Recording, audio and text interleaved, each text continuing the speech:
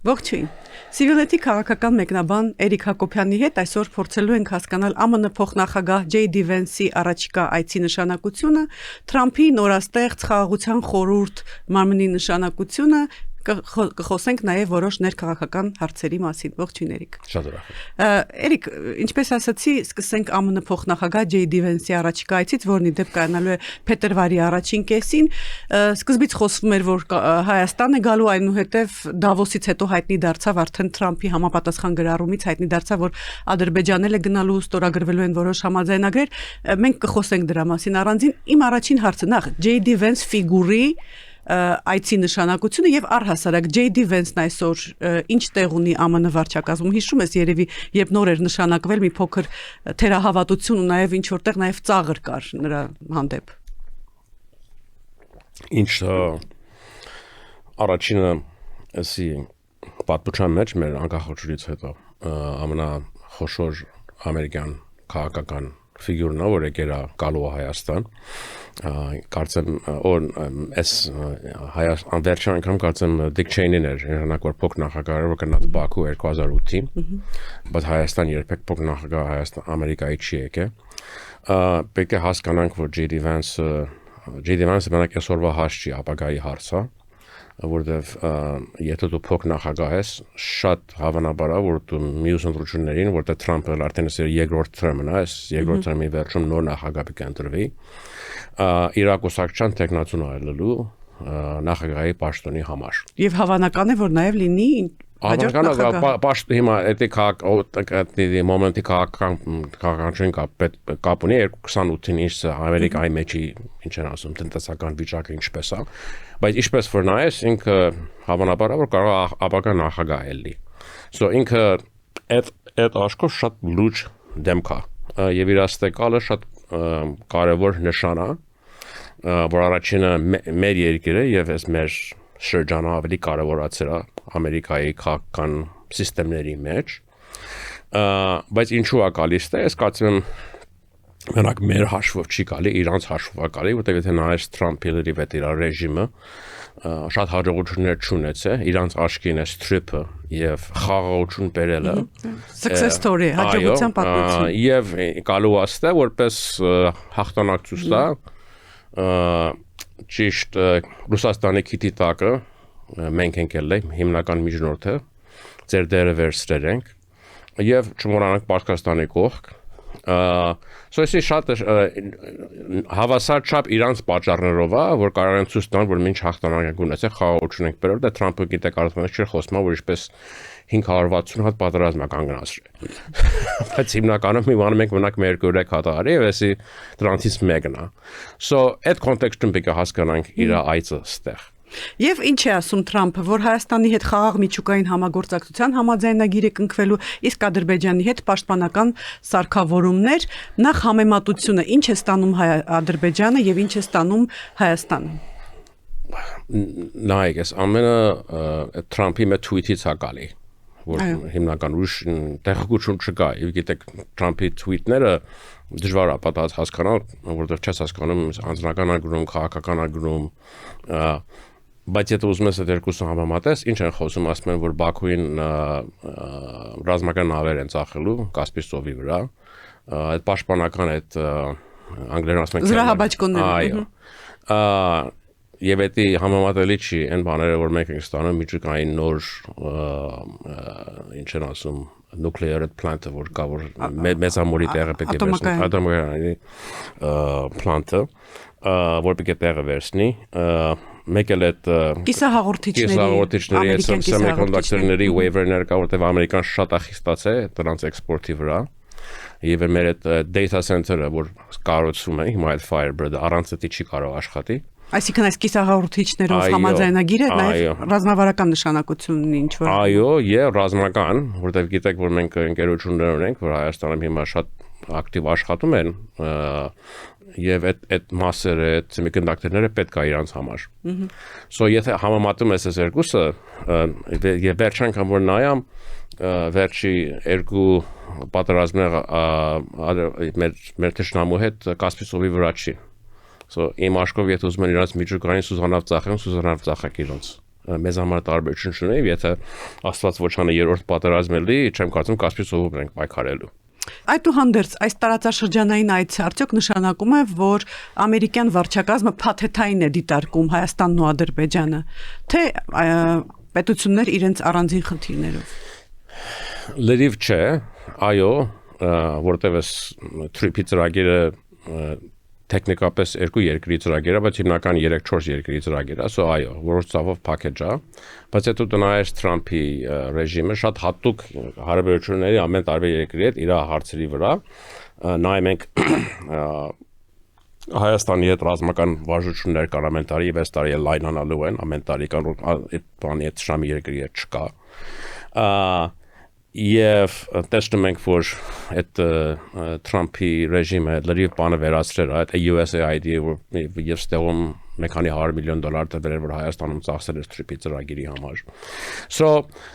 եթե նրբությունները հասկանում ես, որ այս պահին իրանց հարաբերությունները մեզ հետ որոշ մասեր որ չի երևում, ավելի խորն է, քան թե այն մասերը որ երևում է, քան թե Բաքուի ռեժիմի հետ։ Երեք իհարկե պիտի խոսենք նաև մի փոքր ժպիտ է իհարկե առաջացնում, բայց այդուհանդերձ պիտի խոսենք նաև Թրամփի այս նորաստեղծ մարմնի մասին, որը կոչվում է Խաղաղության խորհուրդ, անցյալ շաբաթ ստեղծվեց Դավոսում, մենք տեսանք, որ արարողությանը մասնակցում էին նաև Հայաստանի եւ Ադրբեջանի նախագահները, եվրոպական առաջնորդները մեծի մասամբ հրաժարվել են միանալ։ Ինչպես է դիտարկում, ինչ է ստեղծում Թրամփը, ինչ որ հավատարիմ ընկերների ակումբ է, ինչ որ ճնշման գործիք է, որոշ վերլուծություններում հանդիպում ենք այն կարծիքին, որ սա նորմալ է լինելու։ No, ֆարսա։ Ուրիշ բան չկա անելու, ինքը անձնական մակ է ստեղծում եւ էսի կշարունակվի եւ 2 օր ինքը այդ պաշտոնից դուրս գալուց հետո կվերածվի։ Այսինքն այս պահին միայն հավատարմության վրա հիմնված է։ Այո, այս մարդիկ որ խոսում են, որ չպետք է մեր պետությունը վարչապետը չպետք է միանար, այս խաղաղության council-ի որ կանչում են, հիմարություն է, երբ որ այս պահին աշխարհի ամենակարևոր երկիրը Թրամփի նման ոգու Թրամփի նման մեկն է ղեկավարում եթե հել անիմաստ մի բան հարցնի, այս մեր դրությունում դու չես կարող մեջես։ Չունես ընտրություն։ Այո, բայց ինչ իմաստ ունի, մի պատճառ որ չեն միացել, որտեղ յանում են որ էսի անկարևոր բան է, եւ թե կարդաս լրիվ իրանց դետալները, իսկապես ֆարս է, որտեղ ինքը կարող է անձնական ոչ թե Ամերիկայի պետությունը վետո անի ամեն որոշումներ որ արվեն։ Անդամները $1 բիլիոն տան որ միանան, մեզի էդի չեն պահանջում։ So իրար վրա ծաղալու բան է, բայց ես լրիվ հասկանում եմ, որ ինչու մենք միացանք էդի, բայց որտեվ միանալը հասկանում ես, որ ոչ մի դեր չի խաղալու Բայց չմիանալը կարող է հետևանք ունենալ։ Այո, so ես ոչ էսի լուրջ չի վերցնում, այնա ոչ էսի ոչ այո, կուզենաս քո երկիրդ մետեղ էլի, որ իմանաս այսպես абսուրդ բաներին ասես ոչ, բայց այս պահին մենք այնտեղ չենք։ Արտաքին քաղաքական հարցերից մի փոքր անցում կատարենք ներքաղաքական եւ այդուհանդերձ երկուսը միասին կապված են եւ խոսենք Ամերիկայի հետ համագործակցության թրիփ նախագծի ընկալումների մասին, հատկապես ընդդիմադիր դաշտում։ Ինչու եմ ասում, 3 տեղի ունեցավ երկրորդ նախագահ Ռոբերտ Քոչարյանի ասուլիսը, որի ընթացքում նա մասնավորապես թրիփի մասին ասաց, որ սա ամենամեծ անվտանգային վտանգն է Հայաստանի համար։ Դրանից մի քանի օր առաջ էլ Հանրապետություն կուսակցության վարչապետի տեխնացու Արամ Սարգսյանը ասեց, երբ Ամերիկան քո ընկերն է, մոտավորապես եմ մեջբերում, քեզ վրա չեն կրակելու։ Ինչպես ես վերաբերվում այս գուցե մի փոքր ուռճացված, մի փոքր ծայրահեղ ընկալումներին։ Ընդհանրապես երկուսն էլ չափազանցնում են հիմնական, երկուսն էլ ծայրահեղ։ Ծայրահեղը չեմ ասում, այլ չափազանցնում են։ Նախագահ Քոչարյանի ասած վտանգը համեմատ ինչի։ Ամենից գիտենք, որ Արցախի էթնիկ զուտումներից հետո մենակ ամերիկյան պետությունն այլ է, որ չի թողել, որ ուրիշ հարձակում էլ է Հայաստանի վրա։ Եվ սա միֆ չի։ Չէ, ռեալ մի բան, ամեն մարդ գիտի, որ մարտին, ապրիլին Բաքուի ռեժիմը պատասխանում էր, որ հարձակում աներ Հայաստանի վրա անցյալ տարի, եւ դա Ամերիկայի միջոցով չլավ, եւ այս թրիփը իրանց ծրագիրն է, որ տեղ չթողնեն դրա համար որ պատրաստ չելի որ իմանան դա օգտվեն որ հարձակում էլի Հայաստանի վրա։ So Համեմատ ինչի։ Այդ հարցը փոքր բանի երկրորդ նախագահային հարցն է դա որ համեմատ ինչի է վտանգ բերում։ Իդեալականը բարձր որ իդեալական չի։ Ավելի լավ որ երբեք չելներ, բայց բարձր որ նաև 100% ինքնիշխանության տակ չի Հայաստանը։ Այո, հիմա նույն ժամանակ այդ Արամ Սարգսյանի ասածները որոշ չափով ճիշտ է, որտեղ վերջի 2 տարին փաստ է, բայց նույն ժամանակը նայած ինչ ձևի ռեժիմների համար, այո, Ամերիկան շատ հեշտ է կարող Բաքվի նման ռեժիմին զսպի ագրեսիայից։ Չինաստանի, Ռուսաստանին չէ։ Այո, սա չափին կապ ունի եւ նույն ժամանակ էլ եթե Ամերիկան էլի, եթե ասենք մեր պահ կա որ Ալիևի ռեժիմը ինքը կարծում է որ վտանգի տակ է, եթե թշնամի պետք ունի, եթե պետք է իր գոյության համար պատերազմ սկսի, Ամերիկա չելի տարբերություն չի անի։ So երկուսն էլ ճիշտ են որով չափով, բայց կոնտեքստի մեջ 100% ճիշտ չեն։ Եվ քանի որ մենք ունենք այսօր առիթ խոսելու Քոչարյանի ասուլիսից, հետագայում վստահ եմ կունենանք նաև հարցազրույցներ, որոնցում ավելի մանրամասն կանդրադառնանք մյուս քաղաքական ուժերի օրակարգերին կամ ասուլիսներին, ընդհանրապես ինչ տպավորություն ստացար այն հայտարարություններից, որոնք հնչեցին ասուլիսի ընթացքում, հատկապես աշխարհաքաղաքական կոնտեքստում։ Գիտեք, ես միշտ երկրորդ նախագահին լուրջ եմ վերցնում, որտեղ իրան չսիրես լուրջ դեմ կա։ Եվ լուրջ դժվար ժամկետներից անցել երկրի պատմության մեջ, բայց կներեք ես հիշեցի իդ ուսանող տարիներում Ամերիկան միշտ Թրոցկիի այդ խումբեր կային, որ միշտ թերթին ծախում դպրոցում համալսարանում, եւ եթե իրանց հոդվածները կարծրայիր, աշխարհը կանգներ 1917-ին, որ Թրոցկին եւ Լենինը ճիշտին եւ Ստալինը սխալ էր,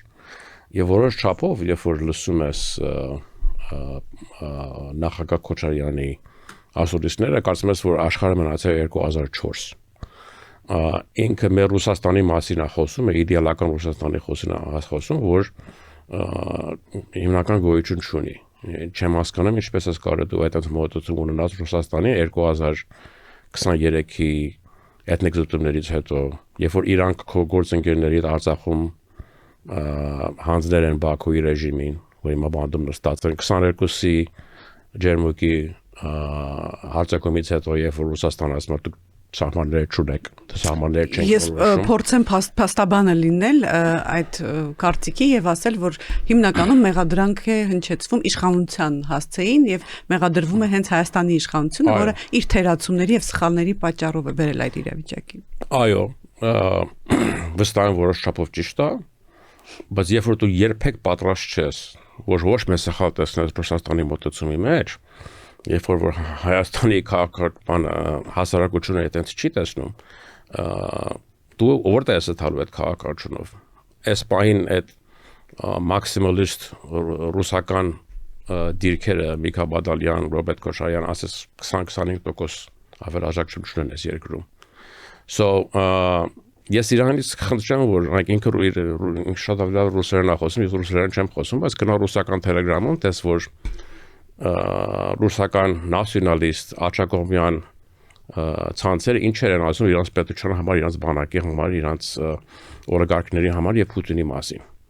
So ես իր մոտեցումի հետ համամիտ չեմ։ Եվ հաղորդման վերջում կցանկանայի խոսենք մի փոքր Իրանի շուրջ լարվածության մասին, օրեցօր մենք տեսնում ենք իրավիճակն ավելի է թեժանում կամ գուցե հրապարակային է այդպես երևում,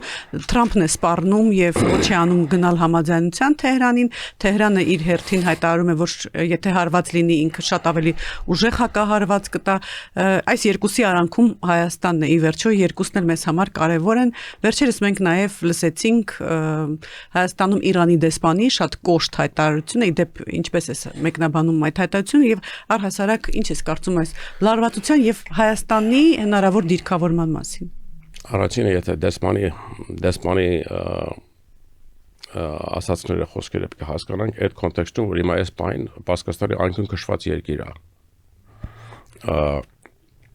եւ պատրաստը հետ խփի ամենի դեմ որտեվ լրիվ այդ քաղաքական համակարգը վտանգի տակ է իրան զգում So այդ բանը դու շատ ագրեսիվ ես ելնելու ամենի դեմ։ Նույն ժամանակ որ եթե նայես Պարսկաստանի պետության համար մենք ամենավերջին խնդիրն ենք։ Մեր հարևան երկրից մեկ քանայից առաջ օգտվում են որ ձեր վրա հարձակվին։ Մեր բարձ չեն խոսում։ Հետո 100 ռոքի, 200 ռոքի ակցիայի են գալիս թե որ հիմնական իրավունք ունեն մեր կանոնների մեջ, դա մեծ քաղաքական հարց է։ Սա իր մոտեցումը ես չեմ հասկանում։ Բայց ակնհայտ էր, չէ՞ որ դա ընդհանրապես առիթ էր, պատրվակ էր այդ ցույցերը։ Դժգոհությունը շատ ավելի խորն էր եւ կապված էր գուցե Թրիփի հետ, Ամերիկայի հետ մեր։ Հա, որ ամեն ինչ լարված էր։ Լարված էր եւ կուտակվել էր բարձրապես։ Այո։ Ես լավ արդյունքներ չեմ տեսնում։ Եթե տեսնես որ շատ հավանաբար որ հարձակումը կելի, ավելի հավանաբար որ էլի քան թե չելի։ Եվ շատ վտանգավոր դրությունը համ երկրի ներսում, համ քաղաքային քաղաքականության մեջ Պարսկաստանի համար, որտեվ այս պահին այդ սպանումները որ ելան, լրիվ քաղաքական մտորում երկրի մեջ փոխերա։ Չեն կարող խոսանք ռեֆորմի մասին, չեն կարող խոսանք քաղաքական փոփոխությունների մասին։ Երբ որ փոփոխությունները կա Պարսկաստան, վախենում եմ, որ շատ ավելի վտանգավոր են ելնելու, շատ ավելի մարդիկ են մահանալու այդ process-ի մեջ։ Եվ դա շատ ավելի վատ սցենար է լինելու Հայաստանի համար։ Այո, որտեղ եթե Պարսկաստանում փոփոխություն ելնելու է, այդ սպանումներից հետո, երբ որ դու 5-ից 10,000 երիտասարդ ես սպանում 2 օրվա մեջ, մենք մեր կոնտեքստում հասկանանք, մենք դեռ խոսում ենք մարտ 1-ի 8 հոգուհան, որ սպաներին։ Դու մտածի էդի հազարներով ասես։ So at love արդյունքները չեմ տեսնում, որտեղ հիմնական այս բանը Պարսկաստանի հասարակությունը մնացել է մեր ռեժիմի հետ, որ ասես 15-20% ավել աջակցություն ունի երկրում, բայց այդ 15-20%-ը շատ պատրաստ են որ մնաց 80%-ին խփան սպանեն, որ իրանց որ այդ ռեժիմը ուժի մնա, եւ նույն ժամանակ արտաքին ուժեր Ամերիկա, Իսրայել, որ իրանց նպատակը Պարսկաստանի ժողովրդի ազատությունը չի, ռեֆորմ չի, իրանց ծրագիրն է, որ պետական համակարգները վերացնեն եւ այդ երկրի կարողությունները վերացնեն, որ անեն մեծ ձևով Իրաք, մեծ ձևով Սիրիա, որ ոչ մեծ ձևի խնդրեմ չի կարող ստեղծի հիմավա միջին արևելքի հեգեմոնի համար ու Իսրայելն է։ Եվ եւս մեկ հարց, JD Vance-ը փաստորեն շատ շուտով է գալու, մոտ 10 օրից է գալու, հնարավոր է որ Իրանի հարցը քննարկվի նաեւ Հայաստանի ղեկավարության հետ, ինչ սպասել։ Վստահ եմ։ Ինքը համ Բաքուկան վստահ եմ, պետք է կենտրոնական հարցերից որ խոսվելու է։ Վստահ։ Այսինքն ինչ ձևակերպումներ կամ ճնշումներ կարող են գործադրվել Հայաստանի վրա։ Նայ Հայաստանը շատ դեր չունի հիմնական մեր մոտեցում են պետք է լի որ այնքան որ կարող ենք այս չեզոք մեր այս դիրքի մանանք պաշտպանենք։ Հիմա ինչքան էսի ռեալ է, երբ որ կարող է regional պատերազմ լինի, որտեղ այս պահին շատ բարձ է որ այս մանավանդ ամսվա սկզբի դեպքերից հետո երկրի արտաքին թշնամիները հասկանում են որ ռեժիմը կարող է իր վերջի ոտի վրա լինի բայց նույն ժամանակ հարձակում երկրի վրա կարող է ճիշտ հակառակ էֆեկտ ունենա որ այդ լրիվ հեղափոխական համակարգները վերացնի որտեղ երբ որ երկրի պատերազմի վտանգի տակ է մարդկանց մոտեցում փոխվում է Ես չեմ սպասում միլիոներ մարդիկ դուրս գան, եթե երկիրը հարձակվում է։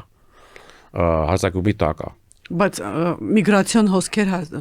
այդուհանդերձ կլինեն։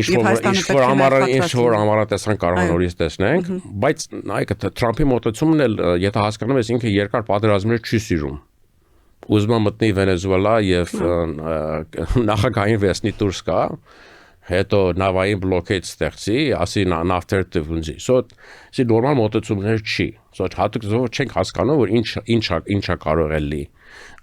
Բայց գիտենք, որ ինքը չի սիրում երկարաժամկետ պատերազմ։ Դա մենակ լավ բանն է, որ կարող ենք ասենք այս պահին։ Ուզում բայց եթե դու տեսնես այն պահանջները, որ բանից դրվում են Պարսկաստանի ինչ են ասում պետության առաջը այս պահին ասում են որ լրիվ այդ միջուկային ծրագիրները պետք է վերացնեք ձեր բալիստիկ հերթիժները պետք է լիմիտ անեք ինչ որ անեք ասում են որ դուք չեք իրավունք ինչ են ասում կարողություն չպետք է ունենաք որ իվանակ ինքներդ ձեզի պաշտպանեք որ պետությունն է դա ընդունելու մանավանդ Պարսկաստանի նման պետություն հավանաբար չի